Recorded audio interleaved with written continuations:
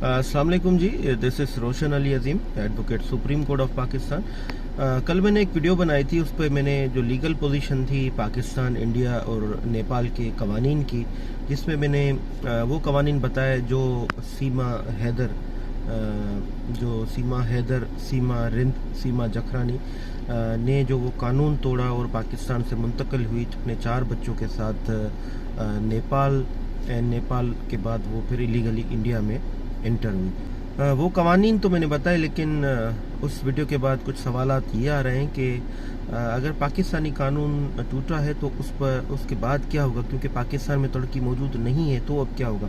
इस हवाले से पाकिस्तान का जो पीनल कोड है उसका थोड़ा मैं डिस्कस करता चलूँ कि पीनल कोड उसका पीछा नहीं छोड़ेगा, क्योंकि सेक्शन 3 पाकिस्तान पीनल कोड का ये कहता है कि अगर आप पाकिस्तान के शहरी हैं और पाकिस्तान की हदूद से बाहर कहीं भी अगर आप जाते हैं और कोई भी क्राइम कमिट करते हैं तो आप पर वो पीनल पनिशमेंट्स जो होंगी वो अप्लाई होंगी।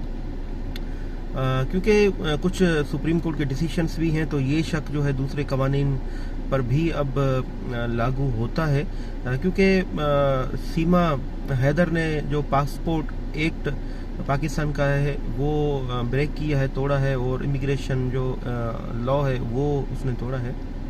तो इस हवाले से अब पाकिस्तान का कानून ये कहता है कि अगर कोई पाकिस्तानी किसी और मुल्क में जाके कोई क्राइम करता है जो पाकिस्तान की हुदूद के अंदर अप्लाई उस पर है, तो सबसे पहले तो जहां उसने क्राइम किया है जिस कंट्री में, पहले तो उसका डोमेस्टिक लॉ उसको पकड़ेगा।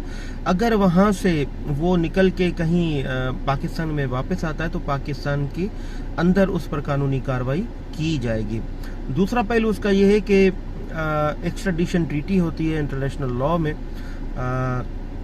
जो गिव एंड टेक होता है, जो अक्यूज पर्सन्स होता है, जैसे कि हमारी पहले तो इंग्लैंड के साथ एक्स्ट्राडिशन ट्रीटी नहीं थी, काफ़ी ममालिक के साथ है, काफ़ी ममालिक के साथ नहीं। उसमें ये होता है कि आप एक मुल्क के साथ एक्स्ट्राडिशन ट्रीटी करते हैं, उससे ये मुआहदा होता है कि अगर मेरे मुल्क का क्रिमिनल आपके मुल्क में आए तो आप मुझे वापस करेंगे, और आपके जो क्रिमिनल्स हैं क्राइम करके हमारे मुल्क में आए तो हम वापस करेंगे। दूसरा है एक्स्ट्राडिशन ट्रीटी का। वो एक्स्ट्राडिशन ट्रीटी हमारी भारत के साथ नहीं है, क्योंकि हमारे कुछ अच्छे ताल्लुकात इंडिया के साथ नहीं रहे, तो इसलिए शेल्टर रहेगा उस सीमा हैदर को, क्योंकि रिसेंटली मोदी की हुकूमत ने ये लॉ पास किया है, जो उनका जो पासपोर्ट एक्ट है उसका क्लॉज H जो है उसका सब क्लॉज 2 है, उन्होंने ये अमेंड किया है कि रिलीजियस पॉइंट ऑफ व्यू से अगर कोई पाकिस्तानी, बंगाली या नेपाली, श्रीलंकन कोई उसकी ज़िंदगी को ख़तरा है तो वो इंडिया में आकर वो पनाह ले सकते हैं, शेल्टर ले सकते हैं, और इंडिया उसको शेल्टर देगा, उसकी शहरियत भी देगा। तो ये इश्यूज थे कि जो पाकिस्तानी सिटीज़न है, इसने पाकिस्तानी लॉ तो तोड़ा है, तो पहले तो वो इंडिया में है, इंडिया उसको कैप्चर करेगा और वो केस चलाएगा। अगर वहाँ से वो बच के निकलती है या इंडिया उसको डिपोर्ट करता है पाकिस्तान बैक, तो फिर पाकिस्तान में उसके खिलाफ कानूनी कार्रवाई होगी।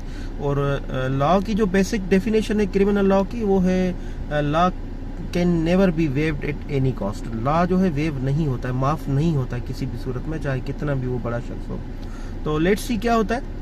सीमा के बारे में पर्सनल में बात इसलिए नहीं करता क्योंकि उसकी ज़ाती ज़िंदगी है, तो इस हवाले से सिर्फ मैं लीगल पहलू पर ही बात करूंगा। अगर आपकी कोई क्यूरीज हो इस हवाले से या कोई सवालात हो तो आप मुझसे पूछ सकते हैं, मैं आपको इसका रिप्लाई भी दूंगा। थैंक यू सो मच, अपना ढेर सारा ख्याल रखिएगा। अल्लाह हाफिज़।